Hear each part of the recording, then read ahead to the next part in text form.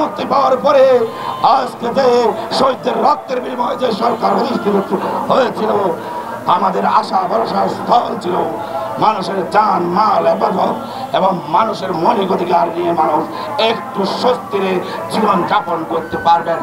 আমরা তারই পরিণাম বলে ইতিপূর্বে দেখছি যে প্রজাতন্ত্রের কর্মচারী সহ দল গঠন সহ আওয়ামী স্বৈরাচারী তাদের সুযোগ দেওয়া সহ বিভিন্ন অপকর্মের সুযোগ দেওয়া সহ নানা কর্মকাণ্ড চলে যাচ্ছে। আমরা দেখছি ইদানিংকালে আপনার সেনাবাহিনীর প্রধান ওয়াকারী সাহেব বলেছিলেন আমাদের স্বাধীনতা সার্বভৌমত্ব হুমকির সম্মুখীন। 25শে ফেব্রুয়ারি 57 জন নওজোয়ান হত্যাকারীদের সমবেদনা জানান নাই তিনি। আমার উদাত্ত আহ্বান থাকবে, আপনার ইতিহাস এদেশের মানুষ জানে আপনি 612 জন আওয়ামী লীগ প্রেতাত্মাদের কিভাবে বের করেছেন এই দেশ থেকে। আপনি স্বৈরাচারী শেখ হাসিনাকে বিমান দিয়ে বাংলাদেশ থেকে কিভাবে পার করে দিয়েছেন। আপনি এরপরেও আমার স্বাধীনতা সার্বভৌমত্ব নিয়ে আপনি হুমকির সম্মুখীন দিচ্ছেন। আপনাকে সুস্পষ্টভাবে জানিয়ে দিতে চাই, বাঙালি বীরের জাতি, বাঙালি বীরের জাতি, বাঙালি কখনো আপনার এই রক্ত চোষা এই রক্ত যখন দিয়েছে, এখানে যারা রাজপথে 17 বছর রক্ত ঘাম মামলা হামলা সব কিছু দিয়ে আজকের স্বাধীনতা পেয়েছে। প্রিয় ভাইরা আমার, আজকে অতএব বাঙালি ভয় পায় না, যুদ্ধ কখনো পরাজয় বরণ করে না, যুদ্ধ হয় বিজয়ী না হয় শহীদ।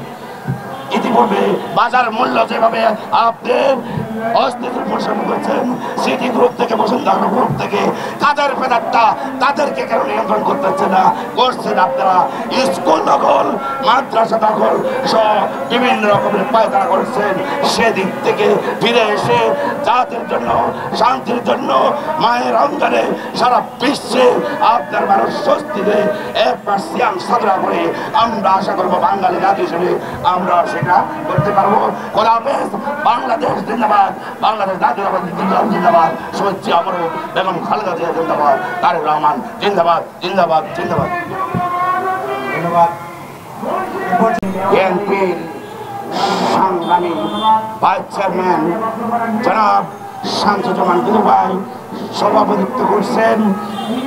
দেশ বাঁচাও মানুষ বাঁচাও আন্দোলনের সংগ্রামী সভাপতি জনাব KM রকিবুল ইসলাম রিপন ভাই সহ উপস্থিত জাতীয় নেতৃবৃন্দ।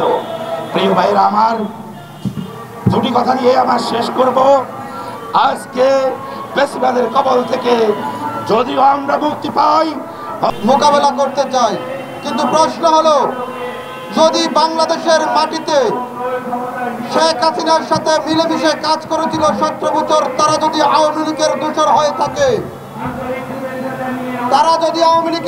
হয়ে থাকে, তাহলে যারা নতুন বৈষম্য বিরোধী আন্দোলন করেছিলেন এবং তাদের সাথে সংযুক্ত হয়ে যারা উপদেষ্টা পরিষদে এখনো আছেন, তারা পদত্যাগ না করা পর্যন্ত জাতীয় নাগরিক কমিটিকে আমরা গণতান্ত্রিক রাষ্ট্রে